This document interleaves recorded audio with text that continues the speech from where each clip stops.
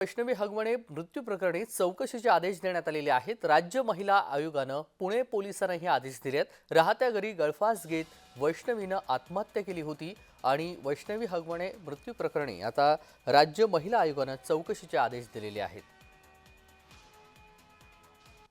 वैष्णवीने आता जी आत्महत्या केली यामध्ये कोणत्याही पद्धतीची तक्रार वैष्णवी स्वतःकडून किंवा माहेरच्या लोकांकडून ही आयोगाला आलेली नव्हती। यामध्ये स्वतः राज्य महिला आयोगाने सुमोटो दाखल करत 19 तारखेला ही केस घेत संबंधित पोलीस विभागाला कारवाई करण्याच्या सूचना दिलेल्या आहेत। त्या अनुषंगाने आता यामध्ये 5 पैकी 3 आरोपी हे अटकेत आहेत। त्यामध्ये सासरा आणि दीर हे फरार आहेत।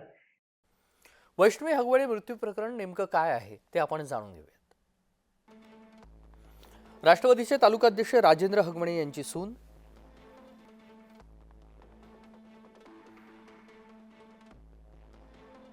16 मे रोजी बेडरूम मध्ये गळफास घेऊन आत्महत्या। मृत्यूपूर्वी वैष्णवीच्या अंगावर मारहाणीच्या जखमा। हुंड्यासाठी वैष्णवीची हत्या केल्याचा कुटुंबीयांचा आरोप। सासरा नवरा सासू दीर नणंद विरोधात गुन्हा दाखल।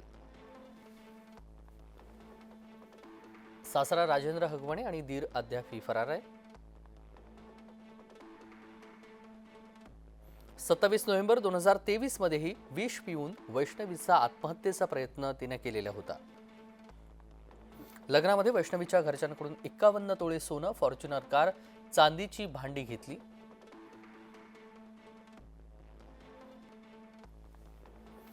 हगवणे कुटुंबियांनी काय मागणी केली आहे ती आपण पाहूयात। वैष्णवीच्या माहेरच्यांकडून लग्नामध्ये 51 तोळे हे सोनं देण्यात आलं होतं। हगवणे कुटुंबाला हुंड्यामध्ये फॉर्च्युनर गाडी देखील दिली गेली होती। 7 किलो वजनाची चांदीची ताटं आणि भांडी,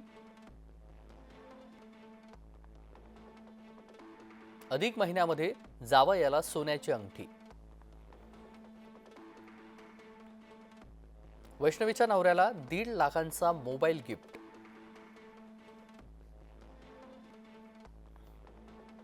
सासरी आल्यावर प्रत्येक वेळी जावयाला 50,000 ते 1 लाख रुपये देण्यात आलेले होते। जमीन खरेदीसाठी 2 कोटींची मागणी पूर्ण न केल्यानं छळ केला। वैष्णवीच्या माहेरच्यांकडून लग्नामध्ये 51 तोळे सोनं देखील देण्यात आलं होतं।